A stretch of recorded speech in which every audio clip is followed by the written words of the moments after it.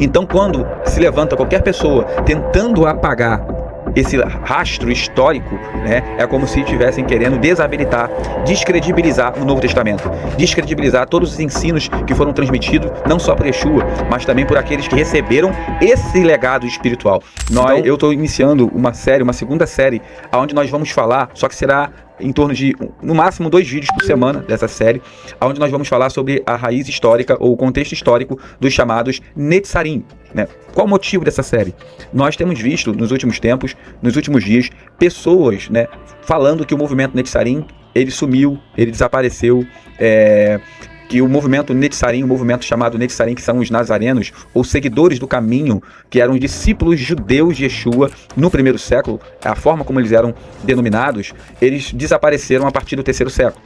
Então nós vamos fazer um trabalho historiográfico, né, mostrando o rastro que foi deixado pelos Netzarim, e podem ser encontrados até mesmo por volta ali do 6º e 7º século. E o que levou, de fato, o desaparecimento dessa escola, né, que foi fundada basicamente por Yeshua, e Paulo vai ser tido como principal defensor desse grupo chamado de nazarenos. Então, se você quer aprender sobre isso, quer entender sobre as questões históricas e não ser enganado por vento de doutrinas, é importante que você também se inscreva em nosso canal. Então é importante, irmãos, esse entendimento. Por quê? Porque são os Netzarim os responsáveis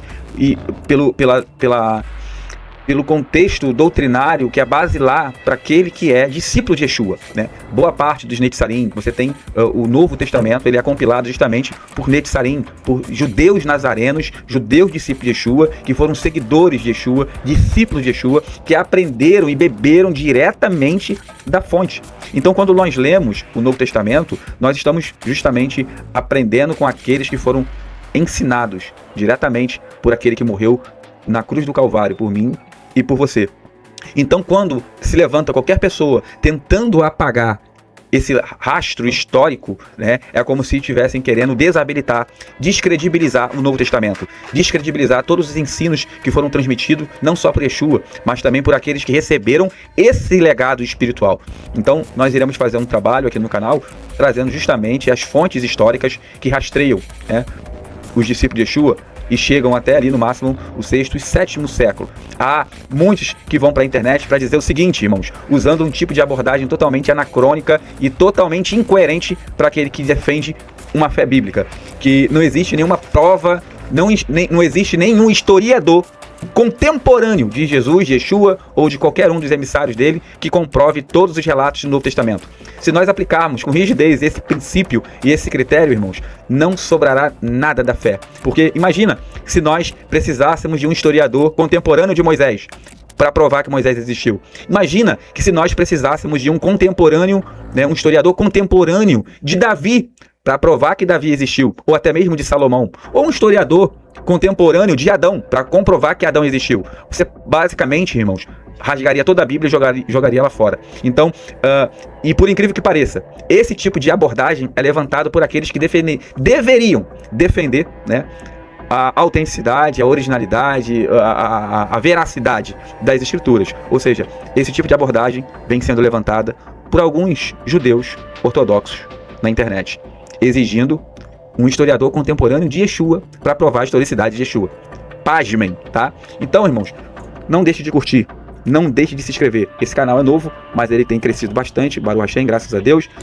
O canal, graças a vocês, nós já conseguimos alcançar algumas marcas e nós precisamos continuamos precisando do seu apoio, né, para que o canal continue crescendo. O seu like e a sua inscrição é um requisito essencial. Quando você deixa o like aqui no vídeo, você praticamente está forçando o algoritmo do YouTube a entregar o conteúdo do nosso canal. Quando você comenta e compartilha, você mostra um nível de engajamento importante e faz com que o YouTube entenda que esse canal está fazendo um trabalho relevante. Então, se você é discípulo de Yeshua, eu te convido a fazer essas coisas. Seja bem-vindo, Jimmy, que está aqui conosco, o Ralph. Deixa eu ativar aqui, irmãos, eu esqueci, não está aqui ativado o chat destacado aqui. Então, já está ativado, seja bem-vindo, todos que estão aqui conosco. Que o Eterno abençoe a vida de cada um e bora para essa live.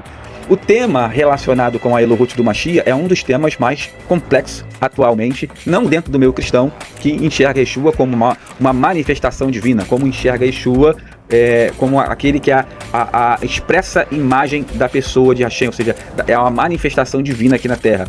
É óbvio que os cristãos, eles não têm a mesma visão e a percepção teológica acerca da natureza, da divindade de Yeshua, como os judeus nazarenos tinham no primeiro século.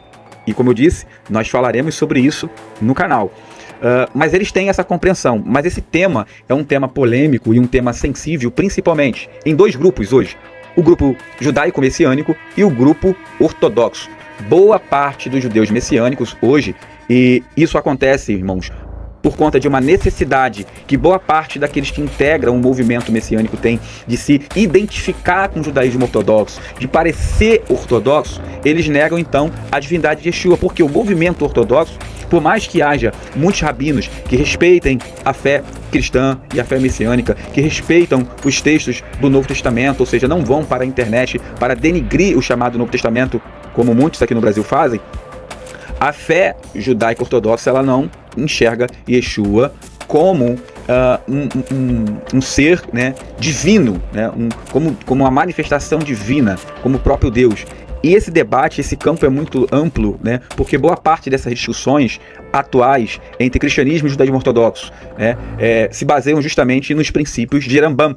Princípios esses que na maioria das vezes são mal interpretados, né, por algumas pessoas na internet, que se nós pegarmos de fato palavras e expressões que são utilizadas por Rambam, no código de lei elaborado por ele, nós iremos ver que teologicamente questões que foram levantadas por Rambam não ferem o que diz o Novo Testamento acerca desse chamado Ben na Elohim, ou filho do homem, ou chamar também de filho de Deus, mas Yeshua ele vai se chamar a si mesmo como filho do homem, né? Mas como o tema não é Rambam, o tema é Enoque e o Novo Testamento, é importante que nós então falemos da literatura enoquiana, mas não tem como falarmos da literatura enoquiana sem abordarmos esse conflito que existe entre o movimento. Então, eu acredito que uma das causas, por mais que isso não seja admitido publicamente, que faz com que o movimento ortodoxo não aceite ou tenha rejeitado o cânon do Novo Testamento dentro o livro de Enoque no cânon judaico, é exatamente a questão relacionada ao Ben Elohim, ou ao Filho do Homem. Ou seja, as informações que são levantadas, que foram elaboradas por Enoque ou pela seita, né, a qual o livro de Enoque é atribuída ou atribuído, fere radicalmente, né, os conceitos judaicos e casa perfeitamente com as informações contidas no chamado Novo Testamento. Um dos textos que eu gostaria de ler com vocês antes de nós tecermos os nossos comentários, e eu já te convido, irmãos, joga esse link em um grupo messiânico e chama eles para cá. Um dos textos que eu quero ler com vocês, vamos lá, é o capítulo 46 do Sefer Hanu. A epígrafe do capítulo 46 já começa assim: o ancião de dias e o filho do homem. Então você já percebe que pela epígrafe, né, nós já temos informações aqui bombásticas. E o texto do capítulo 46 do livro de Enoque diz assim: ali eu vi o ancião de dias, cuja cabeça era igual a branca lã, e com ele outro, cujo semblante assemelhava-se ao do homem. Ou seja, ele vai ver justamente o ancião de dias, o ancião de dias, e um que se assemelhava ao homem. É interessante que quando você lê a literatura judaica que trata de assuntos cabalísticos e as manifestações divinas, né, quando fala do Zeir Anpin, o ancião de dias, fala dessas criaturas, as obras meio que misturam os personagens. Às vezes parece que está falando de um, está falando de outro, como se cada ser representasse exatamente um aspecto da revelação, ou um aspecto do divino, do Ein Sof, né? E aqui no livro de Enoque, já no capítulo 46, ele traz essa abordagem. O versículo 2 vai dizer que o semblante desse que se assemelhava ao homem, seu semblante era cheio de chesed, cheio de graça. Olha que interessante, irmãos. O semblante dele era cheio de graça, cheio de chesed.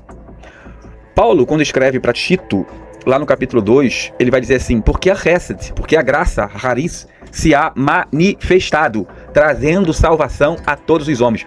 Paulo vai falar agora, no capítulo 2, verso 11, a sua carta escrita para Tito, da personificação da Hesed, da personificação do que o texto grego traduz como graça, né? Isso no capítulo 2.